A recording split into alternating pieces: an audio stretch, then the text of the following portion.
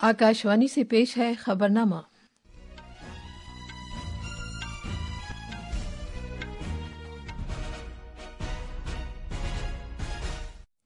आदाब। खबरनामे के साथ मैं शबाना रहमान। पहले इस वक्त की खास खबरें। भोपाल गैस सानहे के 40 बरस बाद यूनियन कार्बाइड फैक्ट्री से जहरीले फुजले को महफूज तरीके से निपटारे के लिए ले जाया गया है।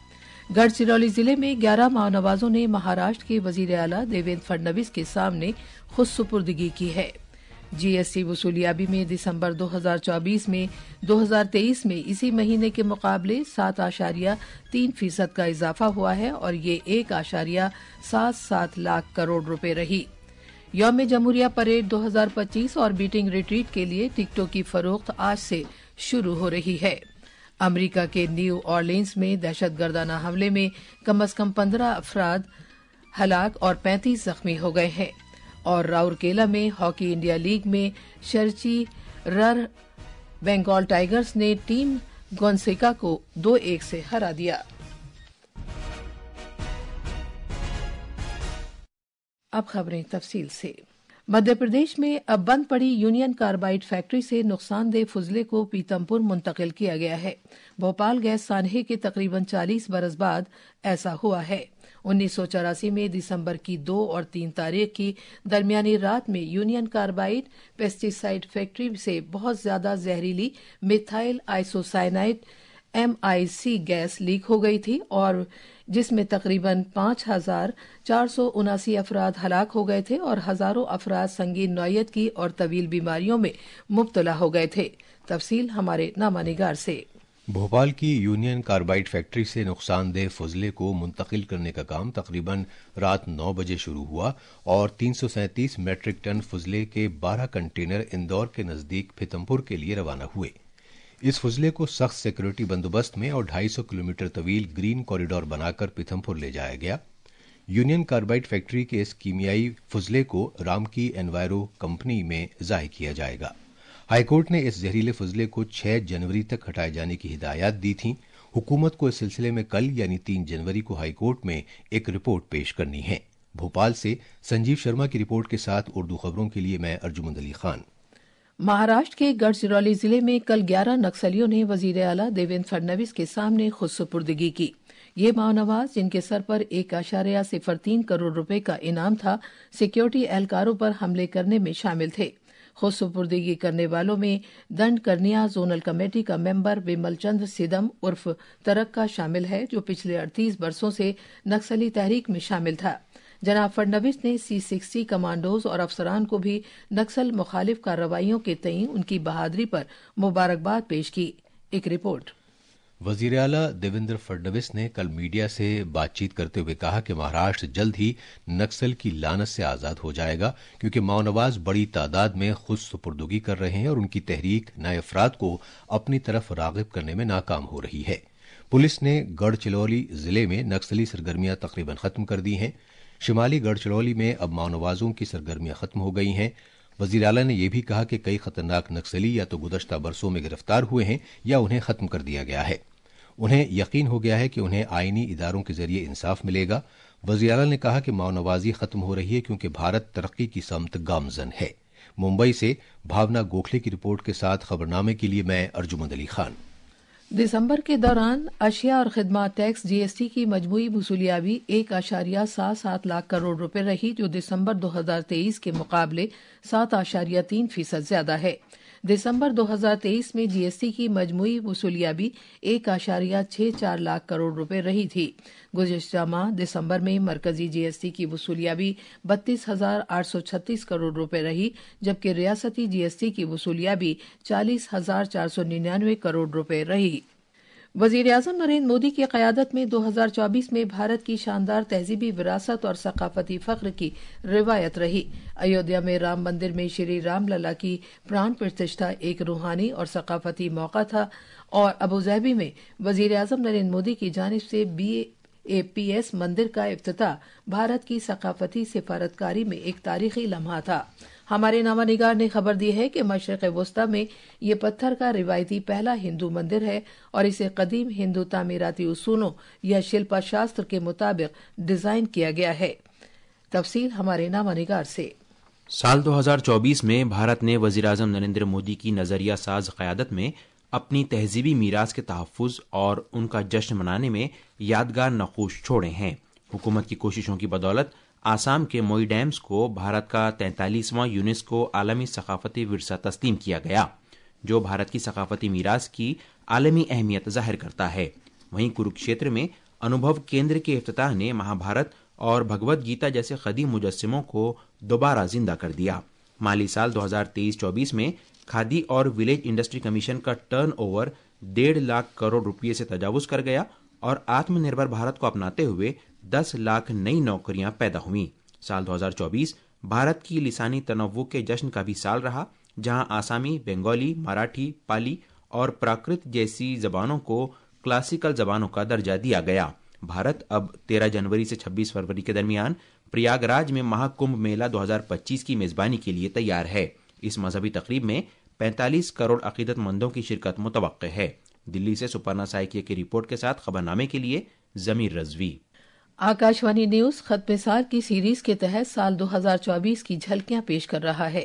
اس کے تحت آج الیکٹرانک اور انفارمیشن ٹیکنالوجی کی وزارت کے اہم اقدامات اور حصولیابیوں پر نظر ڈالتے ہیں۔ پیش ہے ایک رپورٹ۔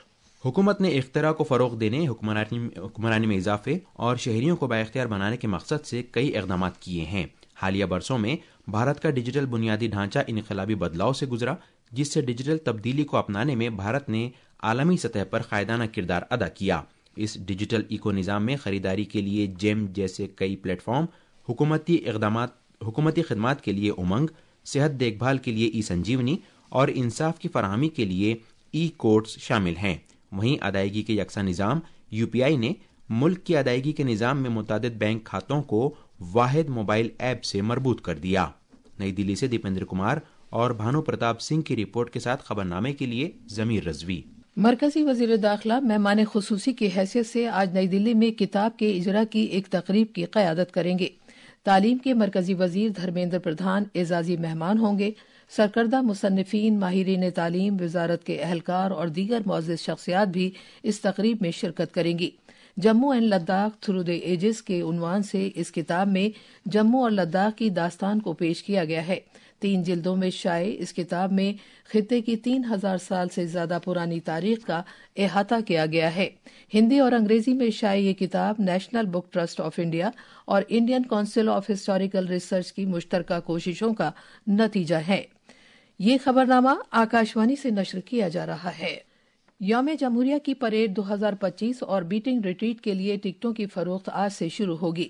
وزارت دفاع نے بتایا ہے کہ یہ ٹکٹ سینا بھون، شاستری بھون، جنتر منتر، پرگتی میدان اور راجیو چوک میٹرو اسٹیشن پر کھلے کاؤنٹروں سے اوریجنل فوٹو شناختی کارڈ دکھا کر خریدے جا سکتے ہیں۔